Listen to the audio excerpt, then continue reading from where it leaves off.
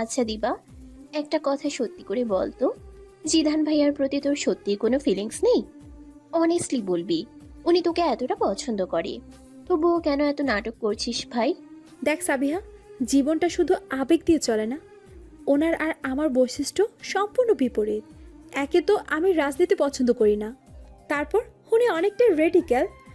যেটা ওনার মনে আসে সেটার কথাই বলার আগে বা পরিস্থিতি বিশ্লেষণ করার আগে একেবারে সামনে ঠেলে দেন। আমি এমন মানুষের সঙ্গে নিজেকে মানিয়ে নিতে পারবো না বোধ হয়।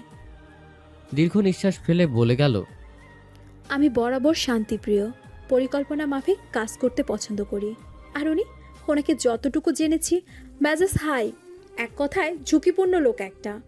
এমন মানুষকে নিয়ে দীর্ঘমেয়াদী সম্পর্ক কি সম্ভব? কেন সম্ভব নয়? আচ্ছা তুই আমাকে বল, লাইফ পার্টনার হিসেবে একজনকে পছন্দ করতে আগে কি দেখতে হয়? চেহারা থেকেও কোনটা বেশি জরুরি? দিবা এক মুহূর্ত চুপ থেকে বলল, হুম, তাহলে দেখ ওনার চরিত্র কেমন। প্রত্যেক মানুষের আলাদা আলাদা বৈশিষ্ট্য থাকে, সবার সবকিছু ভালো লাগবে না, এটা স্বাভাবিক। আর পলিটিক্স, উনি অমন ফ্যামিলিতে বড় হয়েছে, আমার মনে হয় যেটা থাকা আবশ্যক সেটাই দেখতে হয়। দেখ ওনার চরিত্র কেমন, মেয়ে জড়িত কোনো বিষয় আছে কিনা, মেয়ে নিয়ে কোনো স্ক্যান্ডাল হয়েছে কিনা, এদিক দিয়ে ক্লিয়ার থাকলে তার দেয়া নিখাত ভালোবাসাকে তুচ্ছ করা আমার মনে হয় উচিত নয়। যাই হোক, লাইফটা তোর, তুই যা ভালো বুঝিস। বক্তৃতা দিয়ে নামার পরপরই ফোনটা কেঁপে উঠল জিদানের। কানে কালো রঙের এয়ারপড গোঁজা ছিল। একপাশে গিয়ে বলল, ফার্স্ট বল, ব্যস্ত আছে। ওপাশ থেকে কম্পিত গলায় ফিসফিসিয়ে বলল, ভাই, একটা কথা বলতে বলতে ভুলে গেছি তো। রাফিন বলছে কাল নাকি ভাবিরে কোনো একটা পোলার গাড়িতে যেতে দেখছে, আবার আজকে সকালে ভার্সিটিতে নামে দিয়ে গেছে। ছেলেটা হ্যান্ডসাম ভাই। পরপর কপালে 3টে ভাঁজ পড়ল জিদানের। চোয়াল শক্ত হয়ে আসে, দাঁত চেপে বলল, খোঁজ নিয়ে জানা ছেলেটিকে, কি হয় ওর? 2রা অক্টোবর। পড়ার টেবিলে বই সামলে মেলে বসে দিবা। মুখে চিন্তার ছাপ, কপালে কটা ভাঁজ। এখানকার নিয়ম অনুযায়ী 3 তারিখের মধ্যে ভাড়া দিতে হয়। রাত পেরোলেই মালিক এসে হাজির হবেন। একদিনও দেরি হলে এমনভাবে কথা শোনান যেন উপকার করে দেন। যদিও দিবার সে অভিজ্ঞতা এখনো হয়নি, কারণ চাচা 1 তারিখেই বিকাশে টাকা পাঠিয়ে দেন। তবে এবারে 2 তারিখ চলে যাচ্ছে, এখনো টাকা পাঠায়নি। তাই অনিচ্ছা সত্ত্বেও দুশ্চিন্তা ঘিরে ধরেছে দিবাকে। ডান হাতে কলম ঘুরাতে ঘুরাতে গালের পাশে ঠেকালো দিবা। সাবিয়া বেডে বসে ফোনে কথা বলছে। মা, বাবাকে বলো বাড়তি কিছু টাকা দিতে, আমার একটি ড্রেস পছন্দ হয়েছে। ওপাশের কথা শোনা যাচ্ছে না। সাবিহা বলল, না না মা, পরে টরে নয়, এই মাসেই কিনবো। লক্ষ্মী মা আমার, 5,000 টাকা বেশি করে দিবে কিন্তু। দিবা যদিও অল্পতেই তুষ্ট রাখতে জানে নিজেকে, তবুও বাবা মায়ের কাছে ছোট্ট ছোট্ট আবদার রাখার অনুভূতি অন্যরকম। দিবার আফসোস হয়, মনের কোণে একটুখানি কষ্ট উকি দেয়। কেন এত তাড়াতাড়ি বাবা মা দুজনেই তাকে একলা ফেলে চলে গেল? মাথার উপর ছায়া হয়ে তাদের যে বড্ড দরকার ছিল। প্রয়োজনেও চাচার থেকে এটা দরকার, ওটা লাগবে বলতে দিবার ইতস্তত লাগে। যদিও চাচা বলেন, যা লাগবে বলবে মা, তবু ওভাবে বলা হয় না আর। এই যে আজ নিজের বাবা মা থাকলে ফোন করে ভাড়ার কথা বলতে এতটুকু কুণ্ঠা বোধ হতো না, এখন যতটা হচ্ছে। মায়ের আদর মমতাহীন, বেড়ে উঠলেও বাবা ছিলেন বটবৃক্ষের ছায়ার ন্যায়। একাই মায়ের আদর দিয়ে বড় করেছিলেন। সেই বাবার চলে যাওয়ার পর দিবা বড্ড বেশি চুপ হয়ে যায়। এটুকু বয়সেই বাস্তবতা শিখিয়ে দিয়েছে, জীবন সবার জন্যই পুষ্পসজ্জা নয়। তারপর থেকে আহ্লাদ দূর, নিজের শখ ইচ্ছের কথাও কশ্চিনকালেও মুখ ফুটে আর বলা হয়নি দিবার। আহ্লাদ আবদার সবকিছু গুটিয়ে নিয়েছে বুকের ভেতর। তারপরও জীবন চলছে, সময় যত এগোচ্ছে প্রয়োজন ততই বাড়ছে। পড়াশোনার জন্য খরচাপাতি হুড়হুড় করে বাড়ছে। সব মিলিয়ে দিবার আজকাল দুশ্চিন্তা জেঁকে ধরছে। যতই মুখে বলুক, সে প্রতিকূলতার মধ্য দিয়েই এগিয়ে যাবে, নিজের পায়ে দাঁড়াবে। কিন্তু অন্তর জানে একা একটা মেয়ের জন্য পথটা কত কঠিন। আর চাচা আছেন, চোখ বুঝলেই দিবার ভবিতব্য অন্ধকার। চাচি কতটা দেখতে পারে সেটা ভালো করেই জানে সে। আর মামা, আগে কদাচিৎ দেখা হয়েছে, আগে কখনো এভাবে আদর করে জোর করে ডাকেনি। হঠাৎ এখন তিনি এমন আগ্রহ নিয়ে বিয়ের প্রস্তাব তুললেন কেন? নানার শেষ ইচ্ছের কথা হঠাৎ এক্ষুনি মনে পড়ল। এতদিন বলা হয়নি কেন? সব প্রশ্নের উত্তর কুয়াশার ভেতর ঢাকা। নিজেই ভাবল দিবা, তিনি ব্যস্ত মানুষ, হয়তো সময়ই হয়ে ওঠেনি। এখন বিয়ের কথাবার্তা উঠেছিল, এটা কোনোভাবে জানতেই মামা আটঘাট বেঁধে তোড়জোড় শুরু করেছেন। জাইনের সাথে নানার ফোন আলাপে বলা কথাটা হালকা করে মনে পড়ছে দিবার। ফোঁস করে নিঃশ্বাস ফেলে চোখ দুটো বুজে অবচেতনে ভাবল, এখন আমার কি করা উচিত? ভাবনার ছেদ ঘটল মোবাইলের ভাইব্রেশনের শব্দে।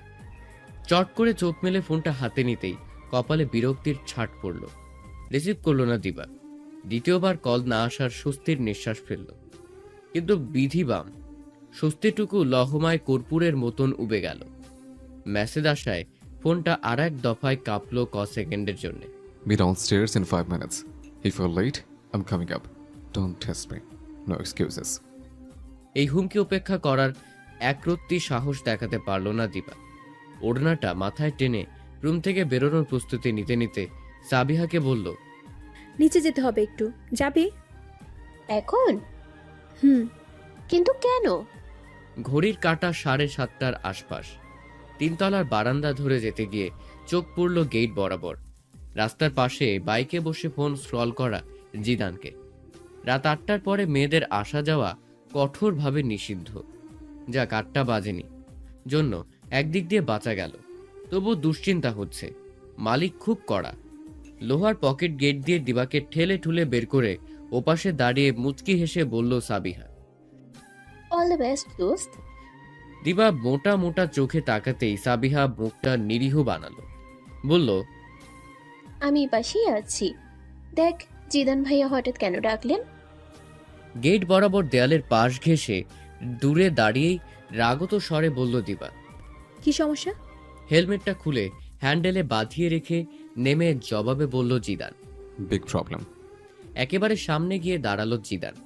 দিবা দুপা পেছালো, দাঁত চেপে ঠান্ডা গলায় বলল, আপনি তো একজন ভদ্র ঘরের সন্তান। এভাবে একটা মেয়েকে হুমকি স্বরূপ মেসেজ দিয়ে এই সময় এখানে আনা উচিত হয়েছে কি আপনার? এটা মেয়েদের ম্যাচ। এর আশেপাশে ছেলেদের আসাই নিষেধ আছে। সেখানে রাতের বেলা নিজে আসলেন, আমাকে বাধ্য করলেন। এটা কোনোভাবে ম্যাচের মালিকের কানে পৌঁছালে আমার সমস্যা হতে পারে। এটা আপনার ভাবা উচিত ছিল। থেমে তাচ্ছিল্য সুরে পুনরায় বলে দিবা। আপনাকে এসব বলেই বা লাভ কি? কারণ আপনি তো আপনি। অপরপক্ষের কথা বোঝা দূর, শুনতেই নারাজ। এখন এখানে না আসলে আপনি নির্ঘাত ঝামেলা বাঁধিয়ে ছাড়তেন। দারোয়ান সহজে ঢুকতে দিত না, আপনিও হাঙ্গামা বাঁধাতেন। দিবার এক নাগাড়ে ছুটে চলা ঠোঁটের দিকে তাকিয়ে জিদান মেয়েটার চোখে মুখে রাগের আভাস। এক হাত পকেটে গুজে পিঠ টান টান করে দাঁড়ালো জিদান। বলল নির্লিপ্ততা নিয়ে, তুমি থামলে আমি কিছু বলি? দিবার এতগুলো কথা খরচা করাই বেকার ঠেকল। একে এসব বলা বৃথা, কারণ ঘাড়তাড়া লোকটা ঘাড়তাড়াই রবে। নিজের যা মন চায় সেটাই করবে।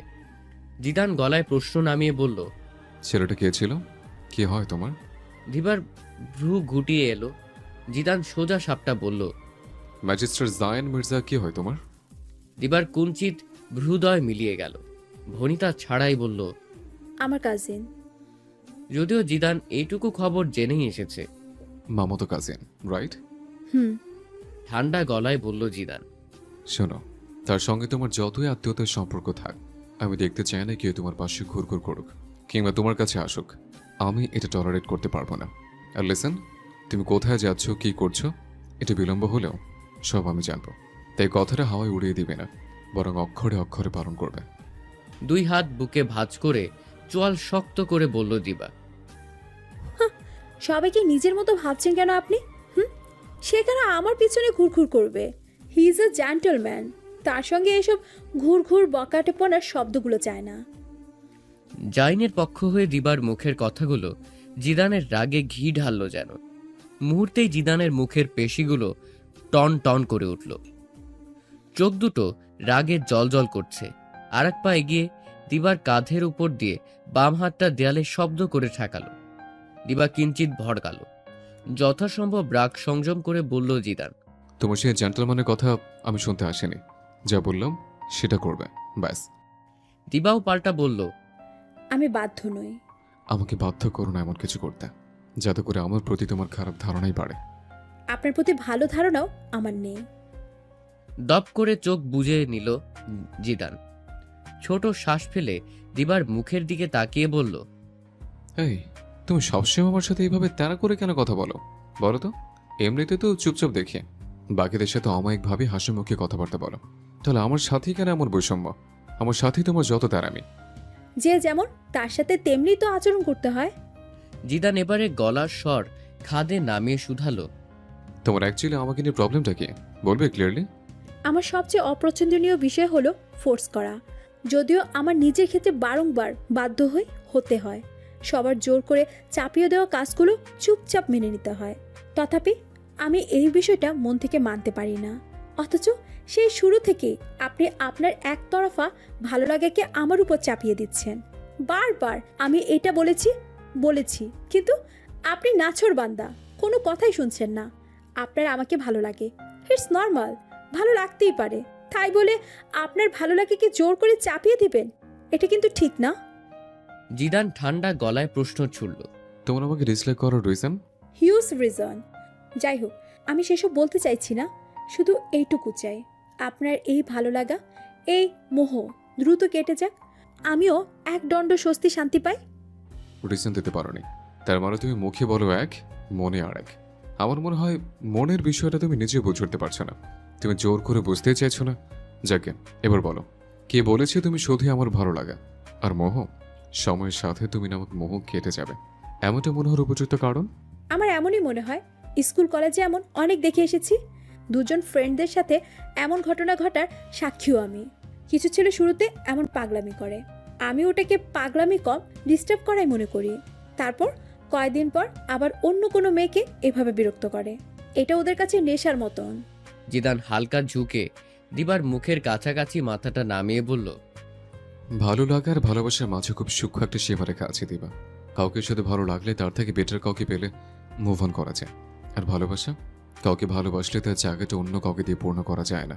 তুমি আমার কাছে শুধুই ভালো লাগা নাও, তুমি আমার পাগলামি, আমার দুর্বলতা, আমার অভ্যাস হয়ে গেছো।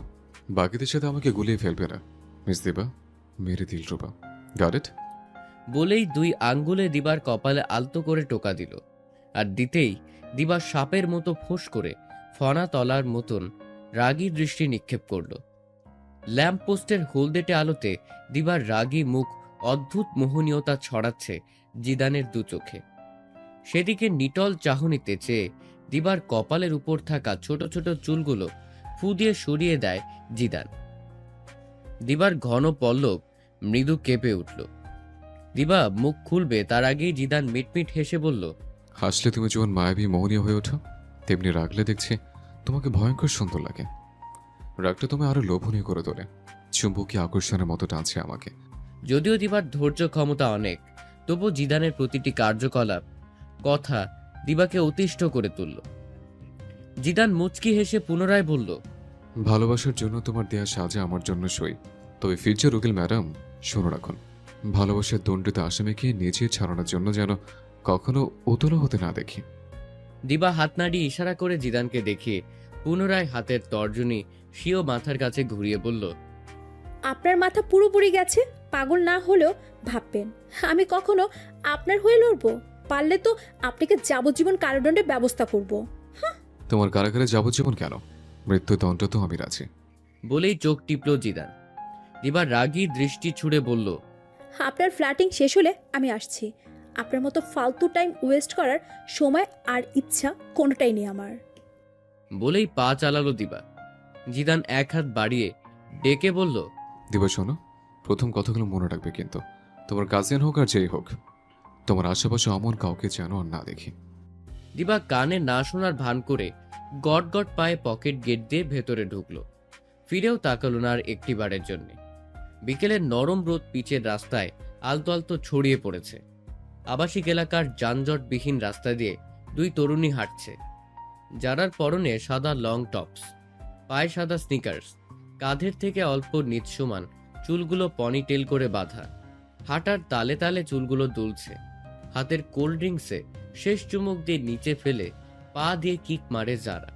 তুলি বলল, এই যে কোচিং না করে এভাবে ঘুমাচ্ছিস, তারপর তোর না ঠান্ডা খাওয়া বারণ, আন্টি জানলে কি হবে? হাত দুটো ঝেড়ে ফেলে মশা তাড়ানোর ভঙ্গিতে বলল যারা। ধুর, কি যে বলিস না, আমার জানার প্রশ্নই আছে না। 5টা বাজার আগে কোচিং এর সামনে অপেক্ষা করার ভঙ্গিতে দাঁড়িয়ে থাকবো, ড্রাইভার আঙ্কেল আসবে, উঠে বসবো। এর মাঝের ঘটনা কাকপক্ষেও টের পাবে না। এখন এই সময়টুকু নিজের মতো করে ঘুরবো ফিরবো আর মজা করবো। বলেই ঝকঝকে দাঁত বের করে হাসলো যারা। তুলি বিনিময় মুখ বাঁকালো। যারা শুধালো, নাট বেশি টাইট দিলে কি হয় জানিস তো? তুলি দুপাশে মাথা নেড়ে না বোঝায়। যারা হাত নেড়ে নেড়ে বলল, নাট বেশি টাইট দিলে প্যাচ কেটে যায়। আমার অবস্থাটা অমনই হয়েছে। ছোট থেকে আমাদেরকে খুব কড়া শাসনে রেখেছেন। দাদানের প্যাচ অলরেডি কাটা সারা। ভাই আবার আমাকে একটু বেশিই ভালোবাসে। আর এই যে আমাকে দেখ, এখন আমার রুলস ভঙ্গ করা শুরু করেছি। ছোট থেকেই আমার এই নিষেধ বারণের মধ্যে বেড়ে উঠেছি না। সবাই ফ্রেন্ডদের সাথে কত ঘুরে ফিরে, আমাকে কখনো সেটা করতেই দেয় না। ওই সবসময় ঘড়ি ধরে ড্রাইভার নামিয়ে দিয়েছে, আবার নিতে আসে। বন্ধুদের সাথে রাস্তায় ঘোরা, একসাথে খাওয়া যে মজা, এটা আমি কখনো উপভোগ করিনি। পাবলিক ফিগারের মেয়ে বোধ তুই, তাই হয়তো এভাবে চলাফেরা বারণ করেছে। আরে সেটাও না, আম্মা আমাকে কখনো মিডিয়ার সামনে আনেনি। দাদান নিজেই এসব থেকে দূরে থাকে। ভাইয়াকে আম্মা হাইলাইট করেছে, তবে আমি যে জুবাইদা খন্দকারের মেয়ে এটা আড়ালেই আছে। আমার পছন্দ নয় বাড়ির মেয়েকে সবার সামনে আনা। কণ্ঠে এক সমুদ্রের আফসোস নামিয়ে বলল যারা। ধুর, ভাল লাগে না। আমাকে মিডিয়ার সামনে পরিচয় করিয়ে দিলে নিজের মধ্যে সেলিব্রিটি ভাব আনতে পারতাম। ইনস্টা এপিতে হুড়ুর করে ফ্যান ফলোয়ার্স বাড়তো। আফসোস শেষে দীর্ঘ নিঃশ্বাস ফেলে আইসক্রিম কর্নার থেকে 2-3 রকমের আইসক্রিম নেয় যারা। আইসক্রিম খাচ্ছিল।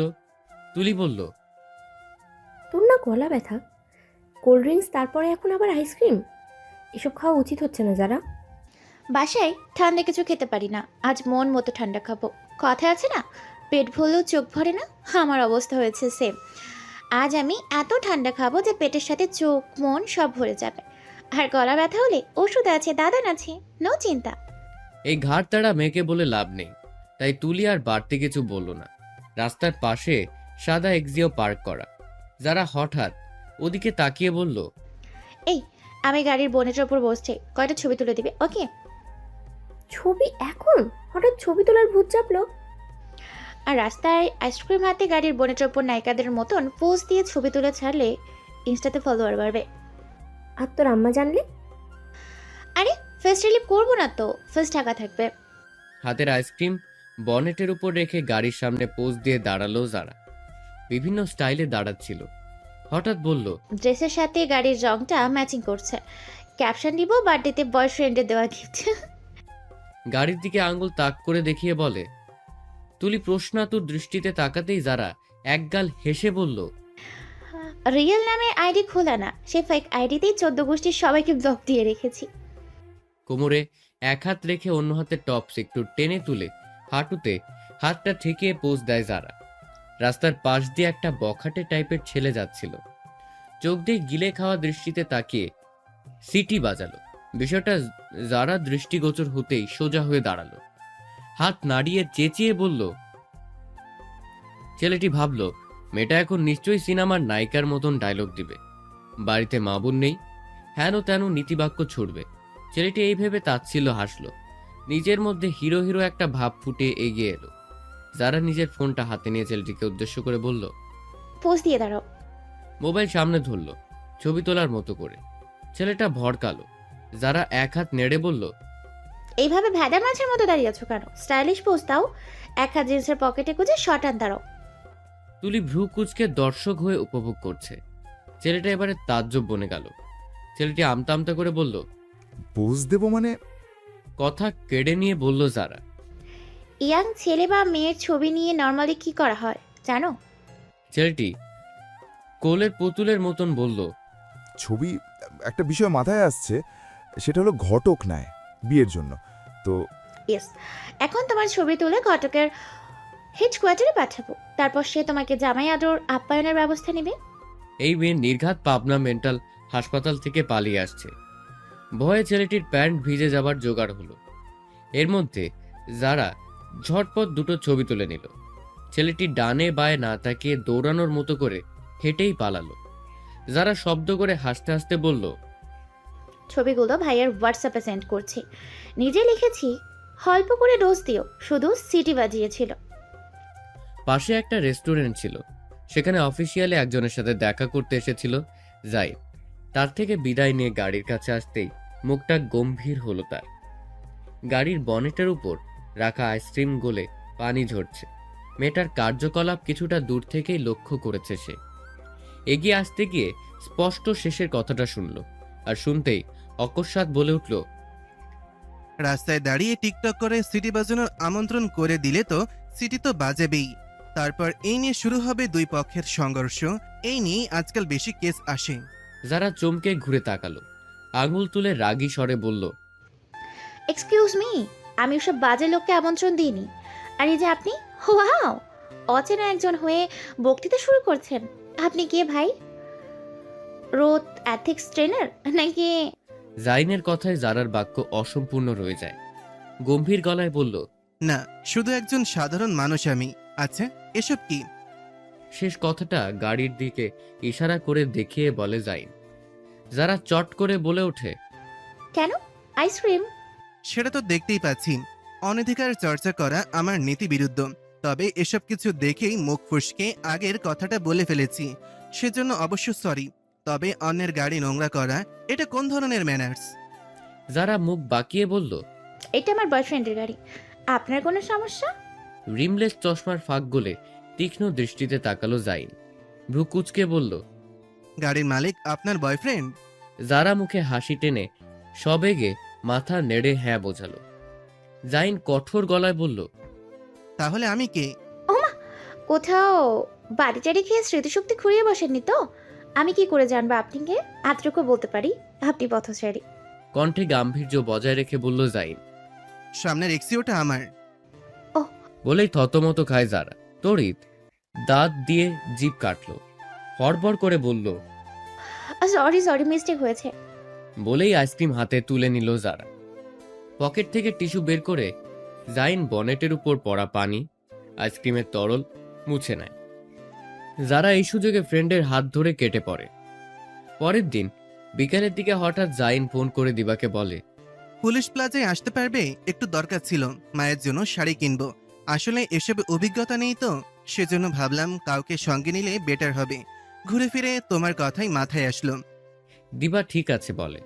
জাইন ওকে ম্যাচ থেকে আনতে যেতে চাইলে দিবা সরাসরি বলে দেয়, রিক্সা নিয়ে পৌঁছে যাবে, কষ্ট করে আসার দরকার নেই। এখান থেকে পুলিশ প্লাজা বেশি দূরও নয়। মা বাবার বিবাহ বার্ষিকীর গিফট দিবে ভেবে মায়ের জন্য শাড়ি আর বাবার জন্য পাঞ্জাবি কিনে নেয় জাইন। শাড়িটা দিবার পছন্দেই কিনেছে সে। বাবার পাঞ্জাবি দিবা আসার আগেই কিনে নিয়েছিল। মায়ের শাড়ি নেয়ার পর ঝুলানো একটা নীল রঙের শাড়ি দেখিয়ে নামাতে বলে জাইন। দোকানের বয় নামাতেই জাইন দিবাকে উদ্দেশ্য করে বলল, কষ্ট করে এটা গায়ে ধরবে? নম্র স্বরে বলে জাইন। দিবা অত কিছু না ভেবে বাম কাঁধের উপর দিয়ে গায়ের উপর মেলে ধরল। নীল রংটা দিবার গায়ে দারুণ ফুটে ওঠে। জাইন হেসে বলল, থ্যাঙ্কস, শাড়িটাতে তোমাকে সুন্দর লাগছে। দিবা একটু অপ্রস্তুত, বিব্রত হলো। ওদিকে ভাইয়ের সাথে এক গাঁটা শপিং করে বেরোচ্ছিল যারা। কাঁচের ভেতর দিয়ে পাশের শাড়ি কর্নারে নজর যেতেই চট করে বলল, ভাইয়া, আমি একটা শাড়ি নিব, শাড়ি পরে ছবি তুলে প্রোফাইলে দিব। ছোট বোনের আবদারে এতটুকু বিরক্ত হয় না জিদান। হাসি মুখেই পুলমি দরজাটা টেনে বোনকে ভেতরে যেতে ইশারা করলো। পরপর নিজেও ঢুকলো। যারা ঢুকেই উচ্ছ্বসিত কণ্ঠে চেঁচিয়ে উঠল, ওই নীল রঙের শাড়িটা গর্জিয়াস, সুন্দর লাগছে। ভাইয়া, আমি ওটাই নিব। ওইটা সেম কালেকশন বের করতে বলো। আঙ্গুল তাক করে বলে যারা। জিদান সেদিকে লক্ষ্য করতেই চোয়াল কঠিন হয়ে এলো। হাতের আঙ্গুল আপনা আপনি মুষ্টিবদ্ধ হয়ে আসে ওর। দিবার গায়ে শাড়িটা ধরা। জাইন সামনে দাঁড়িয়ে হাসি মুখে কিছু বলছে। থ্যাঙ্কস, শাড়িটাতে তোমাকে সুন্দর লাগছে। দিবা একটু অপ্রস্তুত, বিব্রত হলো। চোখ নামিয়ে নিল তৎক্ষণাৎ। মামা বিয়ের কথা তোলার পর থেকে জাইনের সাথে সেদিনের মতো করে আর কথা বলা হয়ে ওঠে না দিবার। না চাইতেও কেমন একটা অস্বস্তি জেঁকে ধরে মেয়েটাকে। তবে দিবা একটু সংযত স্বভাবের হওয়ায় ভেতরকার অবস্থা বাইরে প্রকাশ করে না, সহজেই কাউকে বুঝতে দেয় না। এই যে এখানে আসার বিন্দুমাত্র ইচ্ছে ওর ছিল না, তবুও ভদ্রতা রক্ষার্থে আসতে হলো। আবার দিবা এও মনে করে বিয়ের বিষয়টা মামা নিশ্চয়ই জাইনের উপরও চাপিয়ে দিতে চাইছে। এই চাপিয়ে দেওয়া বিষয়গুলো দিবার কাছে সবচেয়ে অসহ্যকর থেকে। অবশ্য বিয়ের কথা মামা আলাদা করেই দিবাকে বলেছিল। জাইনের সামনে কিংবা ওর সাথে এই বিষয় নিয়ে এখন অবধি একটা কথাও হয়নি দিবার। দিবার যথাসম্ভব নিজেকে স্বাভাবিক রেখে যতটুকু কথা না বললেই নয় ততটুকু বলছে। ঠোঁটে স্মিত হাসি রেখেই বলল, জাইন। শাড়িটা পছন্দ হয়েছে তোমার? পছন্দ হলে বলো, প্যাক করতে বলি। না হলেও বলো, আরও দেখি। আসলে এসবের দরকার ছিল না, কিছু না মনে করলে অনুরোধ করছি, প্লিজ থাক এসব। তুমি বলেছো দরকার ছিল না, আমি কিন্তু দরকার ভেবে কিছু দিচ্ছি না দিবা। এটাকে নিছক সৌজন্য বলো, না হয় কৃতজ্ঞতার ছোট্ট প্রকাশ। তাছাড়া তুমি তো আমার পর কেউই নাও, কাছের মানুষদের থেকে গিফট নেওয়া যায়। আমি বরং অনুরোধ রাখছি, হেজিটেশন ফিল করো না। এটাই তাহলে প্যাক করতে বলি। ওদিকে জিদানের চোখ দুটো রাগে জ্বলজ্বল করছে, রাগে মাথা ফেটে যাচ্ছে ওর। দুদিন হলো না দিবাকে সতর্ক করেছে, দিবা কথাটা গায়েই মাখেনি, শপিংয়ে চলে এসেছে। দিবা কিছু বলার আগেই যারা এক প্রকার ঝড়ের বেগে ছুটে গেল। দিবার গায়ে ধরা শাড়িটার এক কোণা ছুঁয়ে বলে উঠল, ওয়াও, শাড়িটা সুন্দর তো। দেখি দেখি, এটাতে আমাকে কেমন লাগবে। বলার সঙ্গে সঙ্গেই কিছু ভেবে জিভ কাটল যারা। ডান হাতটা কপালে রেখে বলল, ও সরি সরি, এটা তো তুমি দেখেছিলে। আমি সেম ডিজাইনের আরও বের করতে বলি। শুভ্র কোমল সুশ্রী চেহারার মেয়েটির ঘন ঘন কথা বলা মুখের অভিব্যক্তি এক পল দেখেই আন্দাজ করে দিবা মেয়েটি একটু চঞ্চল প্রকৃতি। দিবা মুখে সৌজন্যমূলক হাসি টেনে বলল, সমস্যা নেই, আপনি দেখতে পারেন। যারা ঠোঁট ছড়িয়ে হেসে কণ্ঠে কৃতজ্ঞতা মিশিয়ে বলল, thank you, you are so sweet. দিবা বিনিময় হালকা হাসার চেষ্টা করল। অবশ্য সেই হাসিটুকু বেশিক্ষণ স্থায়ী হলো না। ঘাটটা বাম পাশে কিঞ্চিত ঘোরাতেই একজোড়া আগুন চক্ষু এদিকেই স্থির দেখে মুখের হাসিটুকু মিলিয়ে যায়। জিদান পাথুরে মুখাবয়ব করে দিবার দিকেই চেয়ে যারা শাড়িটা হাতে নিয়ে দেয়ালের সাথে সাঁটানো বিশাল আকার আয়নার দিকে ঘুরতেই নিতেই বিপত্তি ঘটল। তার এক পা গিয়ে পড়ল জাইনের পালিশ করা চকচকে জুতোর ডগার ওপর, আর পড়তেই ব্যথায় মুখ বিকৃত হয়ে উঠল জাইনের। যারা টের পেতেই ঘাবড়ে গিয়ে চট করে বলল, সরি সরি, আপনার লাগেনি তো? ব্যথায় পায়ের কনিষ্ঠ আঙুলটা টনটন করছে জাইনের। কপাল কুঁচকে এলো ব্যথার চোটে। তবুও জারার আপাদমস্তক এক পল পরক করল। মস্তিষ্ক জানান দিচ্ছে মেয়েটিকে কোথাও সে দেখেছে, তবে মনে করার চেষ্টা করল না। একে মেয়েটির এখন শিশুসুলভ আচরণে প্রচণ্ড বিরক্ত, তার উপর আঙ্গুলটা বোধহয় থেতলে দিয়েছে। না চাইতেও জাইনের মেজাজ চটল, তবে সবসময়ের মতো নিজেকে শান্ত রাখল। জারার দিকে তীক্ষ্ণ দৃষ্টিতে তাকিয়ে ভাবল, হাইট একেবারেও কম নয়, 5 ফুট 2-3 হবে নিশ্চয়ই। 4 ইঞ্চি উঁচু হিল পড়েছে।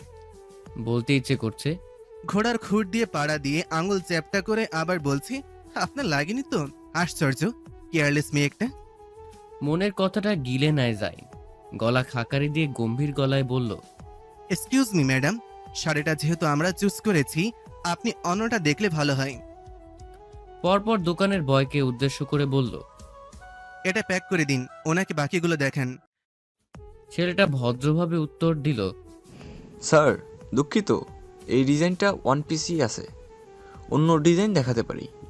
মুহূর্তের মধ্যেই শাড়িটা কাঁধের উপর দিয়ে গায়ে মেলে ধরা যারা বলল, সেম কালেকশন আর নেই? না ম্যাডাম, নেই। নেই শুনে যারার মুখটা ম্লান হয়ে আসলো। জাইন তাড়া দিয়ে বলল, একটু ফাস্ট প্যাক করে দিন, আমাদের কাজ আছে। ছেলেটি ইতস্তত কণ্ঠে জারাকে বলল, ম্যাডাম, ওনারা যেহেতু আগে পছন্দ করেছেন, তাই বুঝতেই পারছেন। যারার ঠোঁট উল্টে এলো, মুখ ভার করে শাড়িটা ছেলেটির দিকে বাড়িয়ে দিল। ঠিক তক্ষুনি বজ্রকণ্ঠের ন্যায় জিদান বলে উঠল, শাড়িটা প্যাক করুন, ডাবল পে করছে। এতক্ষণে মূর্তি বনে দাঁড়িয়ে থাকা জিদান মুখ খুলে এগিয়ে গেল। দিবা চোখ তুলে জিদানের দিকে তাকালো না, তবে মনের মধ্যে একটা খচখচানি ঠিকই হচ্ছে। জিদান এখন না জানি কি সিন ক্রিয়েট করে। ওদিকে নিজের সাথে এক প্রকার যুদ্ধ চালিয়ে মাথাচাড়া দিয়ে ওঠা রাগটা দমিয়ে রাখছে জিদান। পাবলিক প্লেসে রাগ প্রকাশ করে কিছু করলে সেটার খারাপ প্রভাব পড়বে। জিদানের কথা শুনে জাইন ঘুরে তাকালো। জিদানের কথায় জাইন এক মুহূর্তের জন্য বিস্মিত হলো। অপরিচিত মানুষ, কণ্ঠে এক রোখা দৃঢ়তা নিয়ে নিজের কর্তৃত্ব ফলাতে এসেছে যেন। তবুও জাইন ভদ্রভাবেই বলল, সরি মিস্টার, শাড়িটা আমরা আগেই পছন্দ করে নিয়েছি, তাই নিচ্ছি। পছন্দের ব্যাপারে টাকার অ্যামাউন্ট আমার কাছেও তেমন কোনো ম্যাটার করে না, কিন্তু আপনি যেভাবে বললেন সেটা একটু অপ্রত্যাশিত লাগলো। ডবল পে করার কিছুই নেই। আশা করি বুঝবেন এটা প্রতিযোগিতা না, কেবল পছন্দের ব্যাপার। একটু থেমে জাইন সংযতভাবে পুনরায় বলল, আমার মনে হয় যেটা আগে বেছে নেওয়া হয়েছে সেটা নিয়ে এগোনো ভদ্রতার মধ্যে পড়ে। আপনি নিশ্চয়ই একমত হবেন। জিদান তীর্যক হাসল, বলল, Sure, I like your point. Honestly, I also feel it's better not to interfere with something that's already been chosen. I hope if something like this happens again, you'll stick to the same principle. দিবা কথাগুলো অনুধাবন করার চেষ্টা করে, বিশেষ করে শেষের কথাগুলো অবচেতনে আওড়ালো। সত্যি বলতে আমারও মনে হয় যা আগে থেকে বেছে নেওয়া হয়েছে তাতে হস্তক্ষেপ না করাই ভালো। আশা করি ভবিষ্যতে এমন কিছু ঘটলে আপনি একই নীতি মেনে চলবেন। 2 আঙ্গুলে কপাল চেপে ধরে ভাবল দিবা, ইয়া আল্লাহ, এই যে কোন পথে কথা নিয়েছে সেটা শুধু আমিই জানি। জাইন কথাটা অতটা না বুঝলো আর না তো বোঝার চেষ্টা করলো, তবু প্রত্যুত্তরে বলল, I always try to stick to my peoples. ঘুরে ফিরে জিদানের চোখের ধূসরমণি দিবার দিকেই যাচ্ছে বারংবার। জিদান জোরপূর্বক হাসার চেষ্টা করে বলল, Well, অতঃপর জারাকে উদ্দেশ্য করে বলল, যারা অন্য কালেকশন দেখ। যারা মুখটা গোমরা করে বলল, আমার সেম ডিজাইনের শাড়িই চাই, নাহলে থাক, লাগবে না, চলো। দোকানের ছেলেটি বলল তড়িঘড়ি, ম্যাডাম, আমাদের কাছে আরও সুন্দর সুন্দর কালেকশন আছে, একবার দেখুন শুধু। বলেই আরো কালেকশন বের করতে নাই। অপর একটা ছেলে আগের শাড়িটি প্যাক করছে। যারা ঠোঁট উল্টে বলল, এইবারে কোনো একটাই মন চলে গেল, বাকি সব কিছু আর মনে ধরে না, থাক, শুধু শুধু কষ্ট নাই দি, চলো ভাইয়া, আমার শাড়িটারই চাই না। যারার ম্লান কণ্ঠস্বর শুনে দিবার মনটা গলে গেল।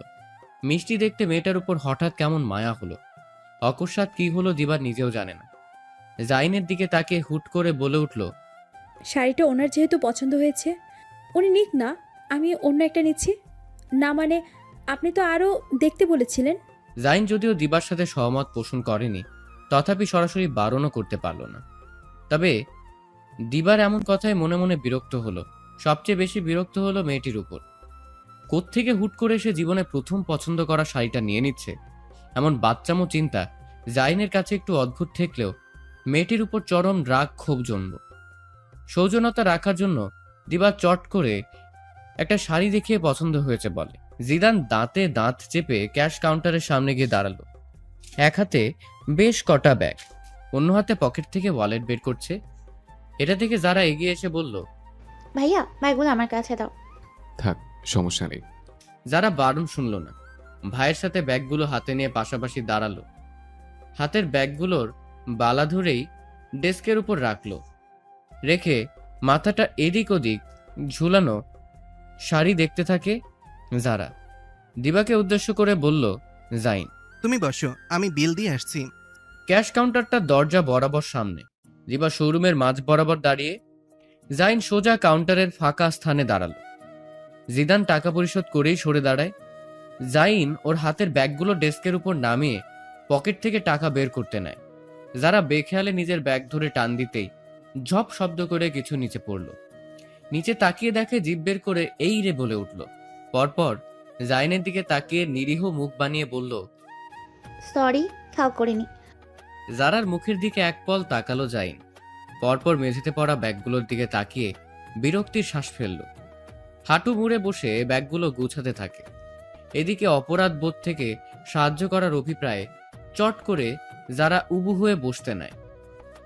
এর মধ্যে জাইন ব্যাগগুলো ধরে উঠতে নেয়। ঠিক তক্ষুনি অনাকাঙ্ক্ষিতভাবেই দুজনের মাথায় টিপ লাগে। যারা ব্যথায় নাকমুখ কুচকে অস্ফুট আর্তনাদ করে উঠল।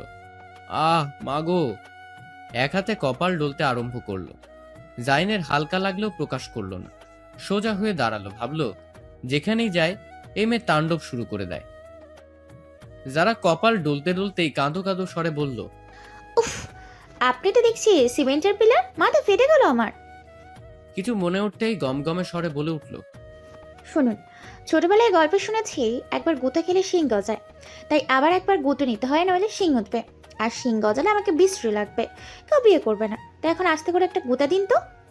জাইন থ বনে গেল। যারা ব্যস্ত হয়ে বলল, কি হলো, চুপ করে আছেন যে? Come on first. জাইনের চোয়াল ঝুলে আসার জোগাড়। যারা নিজেই বলল, আচ্ছা, আপনাকে কিছু করতে হবে না, আমি করছি, মাত্র একটু নামান শুধু। বলতে বলতে পায়ের পাতায় ভর দিয়ে মাথাটা জাইনের দিকে এগিয়ে আনে যারা।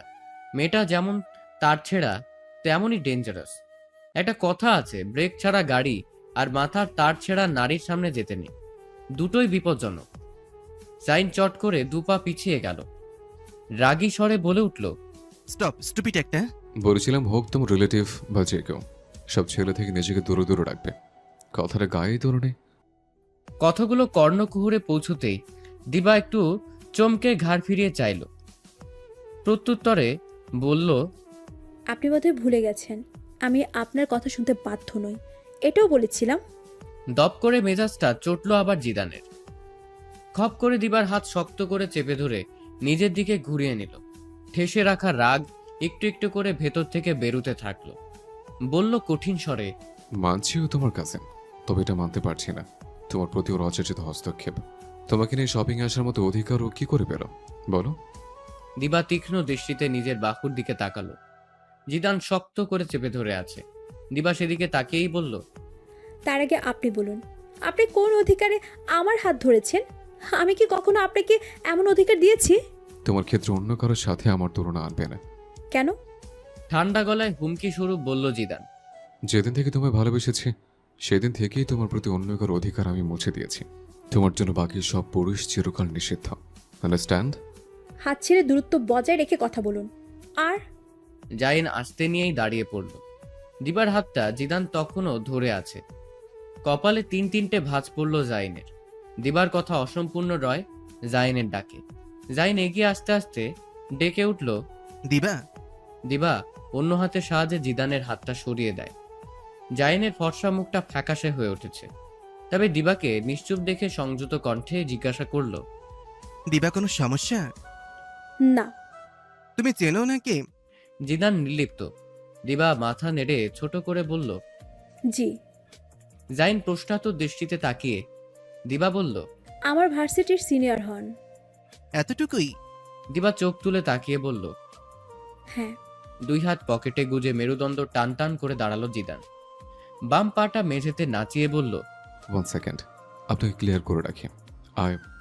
কথাটা সম্পূর্ণ করার আগেই জিদানের ফোনটা জেনারেল মোডে থাকায় সশব্দে বেজে উঠল। যারা তৎক্ষণাৎ বলল, আম্মা 6টার আগে ফিরতে বলেছে, 6টা অলরেডি বাজে, ফার্স্ট চলো, নইলে রাগ করবে কিন্তু। দিবা একটু যেন হাঁপ ছেড়ে বাঁচল। জাইনকে উদ্দেশ্য করে বলে জিদান। চা খেতে খেতে সম্পূর্ণ কথাটা সম্পূর্ণ করব। আজ আসি। দিবার দিকে তাকিয়ে বলল, চলো দিবা, তোমাকে ড্রপ করে দেব। দিবা রাগী দৃষ্টি ছুড়ল, বলল, নো থ্যাঙ্কস। জাইনকে উদ্দেশ্য করে বলল, আমি বরং এবার আসি, মামা মামিকে আমার সালাম দিবেন। জাইনের মনে একটা খটকার সৃষ্টি হয়। ভেতরে এক গাদা প্রশ্নের সঞ্চার হতে থাকে। তবে দিবাকে বুঝতে দিল না, আর না তো কোনো প্রশ্ন করল।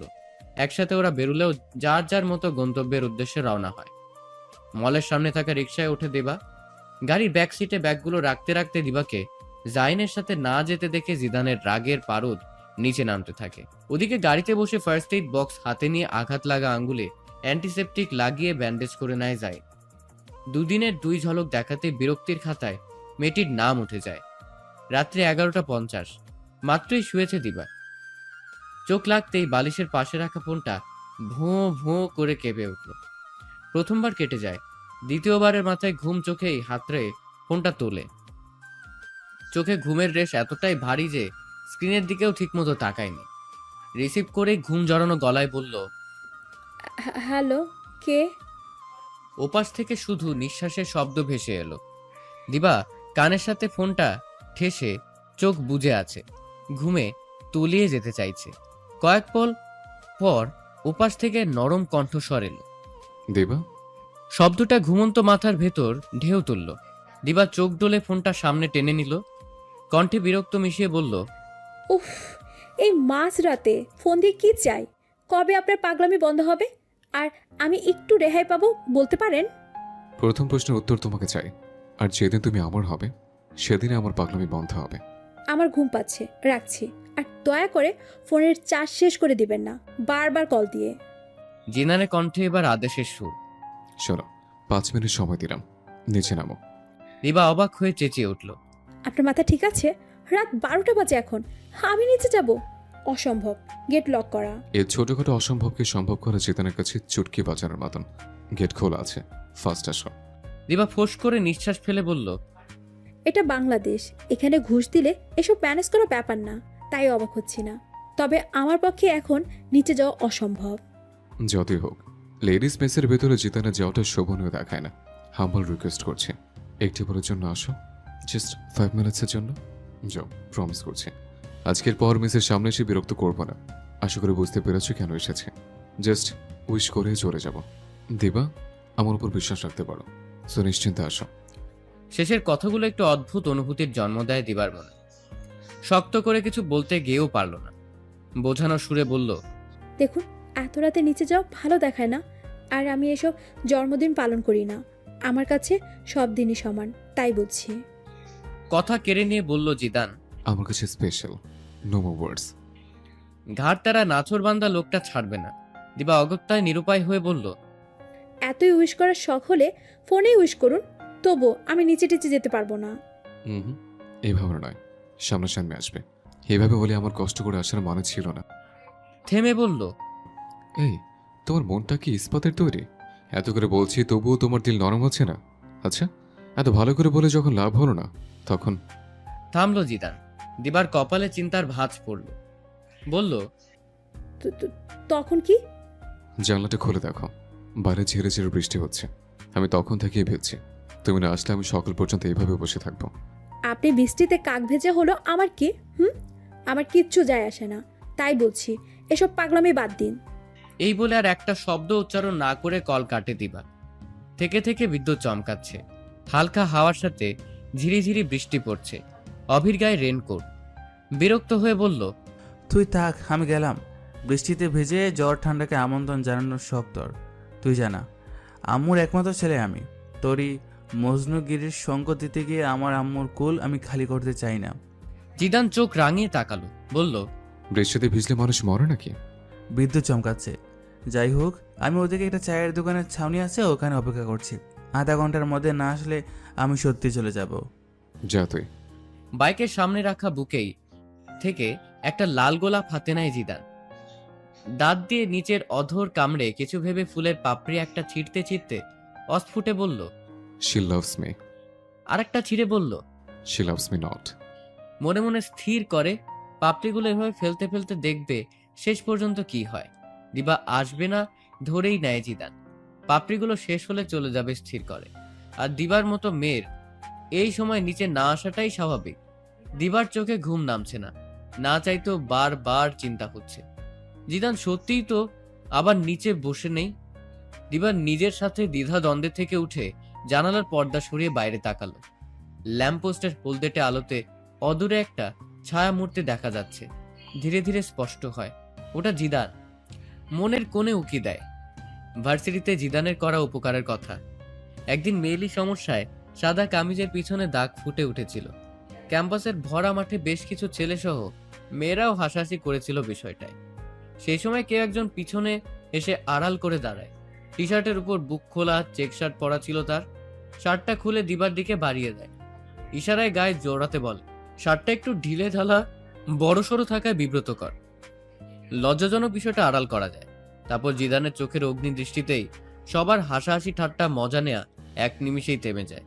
দ্বিতীয়বার কেউ চোখ তুলে তাকানোর সাহস পায় না। সেদিন জিদানের ব্যবহারে কৃতজ্ঞ হয় দিবা। সেই জন্যই হয়তো বিরক্ত হওয়া সত্ত্বেও খুব কড়া করে কিছু বলতে পারে না। আবার কোনো একটা অদৃশ্য বেড়াজাল থাকায় তার ভালোবাসা গ্রহণ করতে নারাজ মেয়েটা। যদি প্রমিসটা রাখে তাহলে তো ভালোই হয়, আর ওনাকে কিছু বলাও জরুরি।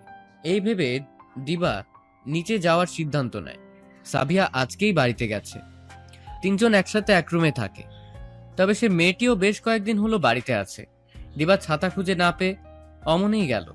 জিদান তখনও পাপড়ি ছিঁড়তে ব্যস্ত, মন তো পড়ার নাই বলছে she loves me not, she loves me. শেষ পাপড়ির সাথে শব্দগুলো ঠোঁট ছুঁয়ে বেরোতেই জিদানের চোখ হঠাৎ থমকে গেল। প্রথমে ভ্রম ভাবল, আলো আর বৃষ্টির ফাঁকে অদূরে দাঁড়িয়ে থাকা দিবার দিকে তাকিয়ে কিছুক্ষণের জন্য যেন নিঃশ্বাস থেমে গেল। ল্যাম্পপোস্টের আলো দিবার ভেজা মুখে সোনালি আভা ফেলে রেখেছে। মাথায় টানা শুভ্র রঙা ওড়নাটা আলতো আলতো ভিজে যাচ্ছে। বৃষ্টির ফোঁটায় নিজেকে ধাতস্থ করে একগুচ্ছ দোলন চাপা ফুল হাতে নিয়ে দিবার সামনে দাঁড়ালো। বলল বিস্মিত কণ্ঠে, আনএক্সপেক্টেড ছিল তোমার আশা। যাই হোক, থ্যাঙ্কস এ লট। দুই হাত বুকে ভাঁজ করে বলল দিবা, প্রমিসটা যেন মনে থাকে। শিওর। শুনুন, আপনাকে আমার কিছু বলার আছে। আশা করি আমার দিকটা দেখবেন। আমি জিদান থামিয়ে দিল। তোমার কথা শোনার জন্য পর্যাপ্ত সময় পড়ে আছে, পরে শুনবো। বলেছি তোমাকে বেশিক্ষণ দেরি করাবো না, তাই আমার কাজটা জলদি সারতে দাও। দিবা একটু ভড়কালো, চোখ বড় বড় করে তাকালো। সেই চাহনির মানে বুঝে ভেজা চুলে হাত বুলে ঠোঁট চওড়া করে হাসলো জিদান। বলল, ডোন্ট ওয়ারি, আমার উপর সম্পূর্ণ বিশ্বাস রাখতে পারো। আই নো বিশ্বাস আছে বলে এসেছ। একটু সিনেম্যাটিক কায়দায় দিবার সামনে একটু হাঁটু ভেঙে বসলো জিদান। দোলন চাপার গুচ্ছটা দুহাতে তুলে ধরল। ভেজা মুখে মৃদু হাসি ওর। চুল বেয়ে টপ টপ পানি ঝরছে। চোখে একরাশ ভালোবাসার ঝিলিক নিয়ে নরম গলায় বলল, দোলন চাপা ফুল যতই স্নিগ্ধ হোক, তবে আমার কাছে তার চেয়ে বেশি শান্তি লুকিয়ে আছে তোমার চোখ দুটোয়। এই ফুলের পাপড়ির মতোই কোমল তুমি। অক্টোবরের বৃষ্টি ভেজা রাতে তোমাকে জানাই 20তম বসন্তের শুভেচ্ছা। শুভ জন্মদিন দিবা। দোলন চাপা ফুল দিবার প্রিয়। তারপর জন্মদিনের তারিখ কিভাবে জানলো জিদান? প্রশ্নটা মনে উঠলেও পরক্ষণেই উত্তর আপনা আপনি পেয়ে যায় দিবা। এফবিআইডিতেই তো সব দেয়া আছে। দিবা বাকরুদ্ধ হলো। ফুলগুলো না ধরে মিহি স্বরে কিছু বলার চেষ্টা করলো দিবা। তার আগেই জিদান উঠে দাঁড়ালো, অভিযোগের সুরে বলল, তোমার মনটা আসলে লোহায় গড়া। হয়েছে, আপনার উইশ করা, আমি আসছি। আরে ফুলগুলো তো ধরলেই না, তারপর গিফট লাগবে না। জিদান ভ্রু বাঁকিয়ে শুধালো, হাইট কত তোমার? দিবার কাছাকাছি দাঁড়িয়ে নিজের থেকে হাত টেনে মাপল। জিদানের কানের থেকে একটু নিচে পড়ে। জিদান বলল, 5 ফুট 4 হবে নিশ্চয়ই। 5.5 ফুট উচ্চতা না হলেও ইগো তোমার 12 ফুট। বলেই জিদান আচমকা দিবার হাত ধরে ফুল ধরিয়ে দিল। ল্যাম্পপোস্টের হলদেটে আলোটা বৃষ্টির ফোঁটায় ঝাপসা হয়ে উঠছে।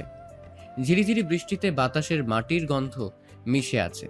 হালকা ঠান্ডা হাওয়ায় জিদানের হিমশীতল হাতের স্পর্শে দিবার পেলব কায়া মৃদু কেঁপে উঠল। জিদান সেই কাঁপুনি টের পেল। চোখ তুলে দিবার মুখের দিকে তাকালো। চুলগুলো কপালের গা ঘেঁষে ভিজে আছে দিবার। বৃষ্টির জল গড়িয়ে পড়ছে গাল বেয়ে। দমকা হাওয়া বাড়ল। শীত শীত অনুভূত হয় দিবার।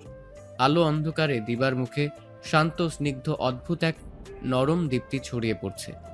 জিদানকে যা আকর্ষিত করল।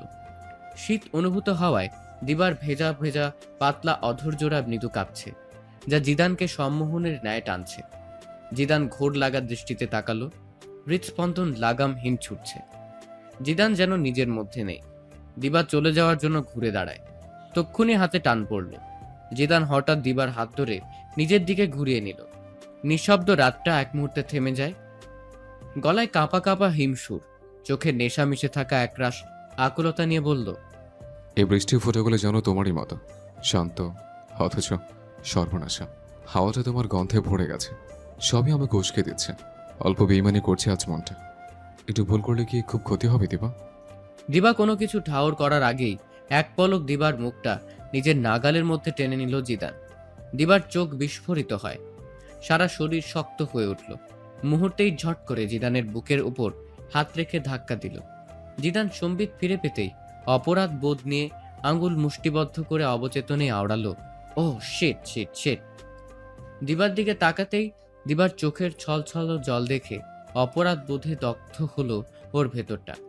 ব্যাকুল স্বরে বলল, দিবা কথা অসম্পূর্ণ থেকে যায়। সেকেন্ডের মধ্যেই গালে এসে দিবার হাতের 5টা আঙ্গুল পড়ল। চরের শব্দটা বৃষ্টির শব্দ ছাপিয়ে উঠল। দিবা চোখ বুজে চেঁচানো সুরে বলল, এই থাপ্পড়টা আরও আগে মারা উচিত ছিল আমার। কথাগুলো চেঁচিয়ে বলে উঠল দিবা। জিদানের চোখ লাল হয়ে ওঠে রাগে, অপমানে। কপালের শিরাগুলো ফুলে উঠেছে, হাতির পেশি টান টান। দিবার কথা কানে যেতেই মাথার ভেতর যেন আগ্নেয়গিরির বিস্ফোরণ ঘটল। এক ঝটকায় আঙ্গুল মুঠো পাকিয়ে সজোরে দেয়ালে ঘুষি মারল। সশব্দে বালু সিমেন্টের কিছু অংশ ঝুরঝুর করে ঝরে পড়ল মাটিতে। দিবা চমকে উঠেও স্থির রইল, চোখ বুজে নিল এক মুহূর্তের জন্যে। বুকের ভেতরটা ধকধক করছে, তবুও মুখে কোনো অনুশোচনার ছায়া নেই ওর, বরং শরীর রাগে কাঁপছে, বুক ওঠানামা করছে দ্রুত শ্বাসে। জিদান হাঁপড়ের মতো শ্বাস নিতে থাকে।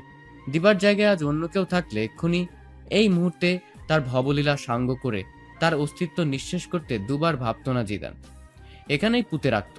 তবে এই মেয়ের ক্ষেত্রে চরম অপমান, রাগ, ক্রোধ গিলে নেওয়ার আপ্রাণ চেষ্টা চালায় জিদান। দিবার দ্বিতীয় কোনো কথা না বলল, আর না তো জিদানের দিকে তাকালো। ওভাবেই তেজি পায়ে ঘুরে দাঁড়িয়ে প্রস্থান করে। জিদানের হাতের আঙ্গুল ছুলে গিয়ে চুইয়ে চুইয়ে রক্ত গড়াচ্ছে।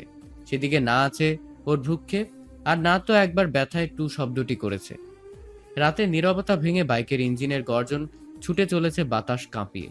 হাওয়া মুখে চাবুকের মতো লাগছে। হ্যান্ডেলে শক্ত করে হাত চেপে রেখেছে জিদান। পেছনে বসা অভি আতঙ্কে ছটফট করছে। এই জিদান, এই এই আস্তে বাইক চালা, আল্লাহর দোহাই লাগে, বাইক থামা। বুঝতে পারছিস তোর মাথা ঠিক নেই, কিছু একটা হয়েছে। শালা বাইক থামা, আমি চালাবো। জিদানের কানে যেন কোনো কথাই ঢুকছে না। ও ঝড়ো বেগে বাইক চালাচ্ছে। অভি বারংবার বলে চলেছে, ধীরে ভাই, প্লিজ স্পিড কমা। আল্লাহর কসম, তুই এখন নিজের হাতে নিজের কবর করছিস, থাম বেটা। জিদানের চোখে আগুন জ্বলছে, কানে বাজছে থাপ্পড়ের শব্দ আর ওই একটা বাক্য, এই থাপ্পড়টা আরো আগেই মারা উচিত ছিল আমার। জিদানের সবকিছু ধ্বংস করে দিতে ইচ্ছে করছে। ভয় যার সামনে অন্যরা কথা বলার সাহস পায় না, আর এই মেয়ে সেই জিদানের গায়ে হাত তুলল, সরি বলল, তবু ওর মন গলল না এতটুকু। পাগলের মতো ভালোবেসে বলেই কি এই মেয়ে দুর্বলতার সুযোগ নিয়ে যাচ্ছে? নিখাত ভালোবাসাকে উপেক্ষা করে পায়ে ঠেলে দিচ্ছে বারংবার। অভি হঠাৎ জোরে চেঁচিয়ে উঠল, জিদান, সামনে ট্রাক দেখিস না, স্পিড কমা শালা। তুই মরবি তোর ইচ্ছা, কিন্তু আমাকেও নিয়ে মরিস না ভাই। থেমে জিদানের পেছনের টি শার্ট খামচে ধরে বলল, তুই তো রাগে ফায়ার, আমি ভাই একজন ইনোসেন্ট মানুষ। আমার অপরাধ শুধু তোর পিছনে বসা। এই অপরাধে মরা অন্যায়। দয়া করে আমার না হওয়া বউটারে বিধবা করিস না। এমন মুহূর্তেও একটু মজার ছলে বলল, যদি জিদানের কঠিন হৃদয়টা একটু নরম হয়। কিন্তু না, কোনো লক্ষণ দেখা গেল না। জিদানের ভেতরে রাগ, ক্ষোভ, অপমান সব মিশে এক বিষাক্ত ধোঁয়ায় আচ্ছন্ন হয়ে আছে। ওর সবকিছু জ্বালিয়ে দিতে ইচ্ছে করছে। এদিকে ট্রাকটা সামনের দিক থেকে ধেয়ে আসছে ক্রমশ। তীব্র আলোয় চোখ ঝলসে দিল। অভি আতঙ্কে খিচে চোখ বুজে চিৎকার করলো, জিদান, সাইডে যা ভাই, সাইডে। জিদান সরে না, বাইক একই গতিতে এগিয়ে চলছে। ঠিক শেষ মুহূর্তে ট্রাকটা গা ঘেঁষে চলে গেল মাত্র ইঞ্চি কয়েক দূর গিয়ে। ট্রাকের ড্রাইভার জানালা দিয়ে তাকে গালি দিয়ে উচ্চস্বরে বলল, শালারা মাল খেয়ে রাস্তায় নেমেছে মনে হয়। কিছু হলে তো ট্রাক ড্রাইভারই তো দোষী হতো। রুমে পা দিয়ে সমস্ত রাগ ক্ষোভ ঢালল নিরীহ দরজার ওপর। সজোরে দরজাটা ধাক্কা দেয় জিদান, আর দিতেই দরজা গিয়ে দেয়ালের সাথে বাড়ি খেল। রুমের আসবাবপত্র সহ কেঁপে উঠল, দোতলা সমেত যেন কাঁপল। ঘুমন্ত সদস্যরা নিশ্চয়ই ভূমিকম্প হচ্ছে ভেবে লাফিয়ে উঠেছে। একে একে ভাঙচুরের শব্দ তীব্র হতে থাকল। ফ্লাওয়ার ভাসটা তুলে ওয়াল সেট আয়নার উপর ছুঁড়ে মারতেই চোখের সামনে আয়নার কাঁচ গুঁড়ো গুঁড়ো হয়ে ধসে পড়তে থাকে। এই মাঝরাত্রিরে বিকট আওয়াজে পুরো বাড়ি জেগে যায়। সবাই একযোগে জিদানের রুমের দিকে ছুটে আসে। অভি কিছু করার চেষ্টা না করে শুধু দাঁড়িয়ে দাঁড়িয়ে দেখছে, কারণ কোনো কথা বলেও লাভ হবে না। নায়িকা ববিতার মতো দুই হাত কানে চেপে আটকে উঠে বললেন সাবিনা, ইয়া আল্লাহ, কি হয়েছে? সব ভাঙছিস কেন? অভি, তুই দাঁড়িয়ে কি দেখছিস? থামা ওকে। জিদানের বাবা গম্ভীর মুখে এগিয়ে এলেন। চারপাশে ভাঙা কাচের টুকরো। রাগে ফুঁসতে থাকা জিদানের দিকে একপল চোখ বুলিয়ে নিয়ে ঠান্ডা অথচ ভারী গলায় বললেন, জিদান, কি হচ্ছে এগুলো? মাঝরাতে বাড়ি মাথায় তুলছো কেন? কি হয়েছে তোমার? কে তোমায় এমন খেপালো যে নিজের ঘরটাই যুদ্ধক্ষেত্র বানিয়ে ফেললে? জিদানের কানে কোনো কথাই ঢুকলো না। রাগে অবচেতন হয়ে পায়ের সামনে পড়ে থাকা কাচের টুকরোতে লাথি মারে। ভাগ্যক্রমে পায়ে কেচ থাকায় গুরুতর আঘাত থেকে রক্ষা পায়। সাবিনা মনে মনে ভাবল, খ্যাপাটে পাগলকে আবার কে নাড়ালো। সবাই একের পর এক প্রশ্ন করেই যাচ্ছে, কি হয়েছে? অবিকে ধরছে, অবি নিরুত্তর আছে। সবার শেষে রুমে পা দেয় জুবাইদা। সাবিনা ফের শুধালেন, এই হবি চুপ করে আছিস যে, কি হয়েছে বল। সবার হইচই সব এক নিমিষে থেমে যায়। জুবাইদা গরু গম্ভীর স্বরে বললেন, এখানে তো ভিড় করার কিছু নেই, সবাই যার যার রুমে যাও, আর যারা আমার রুম থেকে ফার্স্ট এইড বক্সটা এনে দাও। কেউ আর একটাও কথা বলার সাহস পেল না। অনিচ্ছা সত্ত্বেও সবাই একে একে প্রস্থান করতে থাকে। জিদানের হাত থেকে রক্ত ঝরছে। বাবা যেতে গিয়েও থেমে গেলেন। ফিরে বললেন, সাদীপ কই? মেডিসিন নিলে ব্যথা দ্রুত। কথা সম্পূর্ণ করার আগেই জুবাইদা থামিয়ে দিলেন। সাদীপ বাসায় নেই, ওরা নাইট ডিউটি আছে। ও, বলেই দীর্ঘশ্বাস ফেলে চলে গেলেন। জুবাইদা জিদানের পাশে গিয়ে দাঁড়ালেন। ছেলের কাঁধে পরম স্নেহে একটা হাত রাখলেন। নরম স্বরে জিজ্ঞাসা করেন, কি হয়েছে বাবা, হঠাৎ এত রাগলে যে? জিদানের নিঃশ্বাসের পতপত শব্দ ছাড়া মুখ দিয়ে একটিও শব্দ বেরোয় না। জুবাইদা আর জোর করলেন না। পরে জেনে নিবেন স্থির করেন। ঘুম ঘুম চোখে মায়ের রুম থেকে ফার্স্ট এইডের বক্স নিয়ে দৌড়ে আসছিল যারা। আসতে গিয়ে বেখেলা অভির সাথে ধাক্কা লাগে। পড়তে পড়তে এক হাতে কপাল ডলে বলল যারা, ও, কোনো দিকে তাকিয়ে হাঁটো বলো তো। ওই আমি কোন দিক দিয়ে তাকিয়ে হাঁটলাম? তুই তো কোথা থেকে এসে টর্নেডোর মতো আঘাত হানলি। আচ্ছা যাকে বাদ দাও এই টপিক। কে আঘাত করলো এসব নিয়ে এখন তর্কে জড়াতে চাচ্ছি না। আচ্ছা এবার বলো, তোমার বন্ধুর হঠাৎ কি হয়েছে? অভি ভাবুক ভঙ্গিমায় বলল, হয়নি, তবে হবে। যারা উৎসুক হয়ে জিজ্ঞেস করে, কি হবে গো? অনেক কিছুই হবে। খুবই গুরুতর ভঙ্গিতে হাত নেড়ে ফিসফিসিয়ে শুধায় যারা। কি সে অনেক কিছু, নামগুলো একবার বলো শুধু। অভি এক হাত কোমরে রাখলো, অন্য হাত ঠোঁটের কাছে ধরে বলল, প্রথমে বিয়ে হবে, তারপর ছেলে মেয়ে হবে, শ্বশুর হবে, এভাবেই হবে সব আমার বন্ধুর। উত্তর পেয়েছিস? এমন কথা শুনে জারার মেজাজ তুঙ্গে উঠল। ফোঁস করে উঠে বলল, তুমি আসলে একটা অসহ্যকর ব্যক্তি। তোর থেকে কমই। মুখ বাঁকিয়ে চলে যায় যারা। মায়ের হাতে বক্সটা দিয়ে চুপচাপ জিদানের দিকে তাকায়। জিদান মেঝেতে একটু হাঁটু ভেঙে অপর হাঁটু ছাড়িয়ে বসে, কাঠটা বেদের উপর ফেলে রাখা। ভাইয়ের বিধ্বস্ত অবস্থা দেখে জারার মুখ মলিন হয়ে আসে।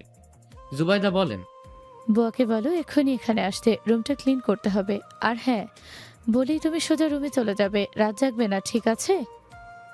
মাথা নেড়ে বলল, ওকে মা, আসছি।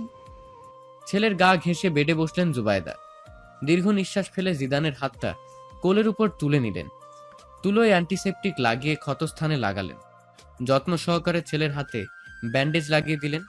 মায়ের কোলের উপর মাথা রেখে আচমকা বলে ওঠে জিদান, আম্মা, আমি বিয়ে করব, দিবাকে বিয়ে করব। একদম সোজা সাপটা দৃঢ় গলায় এক নিঃশ্বাসে বলে জিদান, দিবাকেই বিয়ে করব। করতে চাইটাই না, দিবাকেই শব্দটা দ্বারা ছেলের কথার আধিক্য বুঝে নেন জুবাইদা। বিষয়টা যে গুরুতর তার ঢের আঁচ করলেন বিচক্ষণ জুবাইদা। নরম কণ্ঠে জিজ্ঞাসা করলেন, বাড়ি কোথায়, ফ্যামিলি ব্যাকগ্রাউন্ড? বড় ছেলের অমন ছোট ছেলের পছন্দ না হয় মনে মনে এই নিয়ে প্রার্থনা করলেন। জিদান উত্তরে বলে, যে মেয়েটাকে ভাইয়ের জন্য দেখতে গিয়েছিল সে মেয়েটাই। দিবাকে আমার ভালো লাগে। জুবাইদার কপালে প্রগাঢ় ভাঁজ পড়ল। ছেলেকে আশ্বস্ত করতে বলেন, আচ্ছা আমি কথা বলবো। বিছানায় পা ঝুলিয়ে বসে রাগে গজগজ করছেন সাবিনা। আপন মনে রাগ ঝাড়ছেন। যেমন আপা তেমন আপার পেটের ছেলে মেয়ে, সব কয়টা এক গুঁয়ে। আর দেখেছো দেখেছো এক বাড়িতে একসাথে থাকি, অথচ আপা কেমন এক কথায় রুম থেকে বের করে দিল, শুনতেই দিল না কি হয়েছে। আর আমার ছেলেও হয়েছে, মার থেকে মনে হয় মাসির দরদ বেশি। আমি একটা কথা বললে কানে তোলে না, আপা কথা হুজুর হুজুর করে শোনে। আতিক সাহেব বিরক্ত হয়ে বললেন, আহ, লাইট নিভিয়ে শুবে, আলোতে ঘুম হচ্ছে না। তুমি কি শুরু করলে বলো তো? এই তোদের জন্য পেরে উঠি না, কবে থেকে বলছি আমাদের ভাগ আমরা নিয়ে আলাদা থাকি, সেসব গায়েই মাখো না। ইস্যুকেও বলি, ও তো আরও শোনে না, ওর এসব ভাগ বাটোয়ারা নিয়ে মাথা ব্যথা নেই। এদিকে আপার এই প্রধানগিরি আমার আর সহ্য হয় না। অফিস বলো বাড়ি সব জায়গায় আপার কর্তৃত্ব।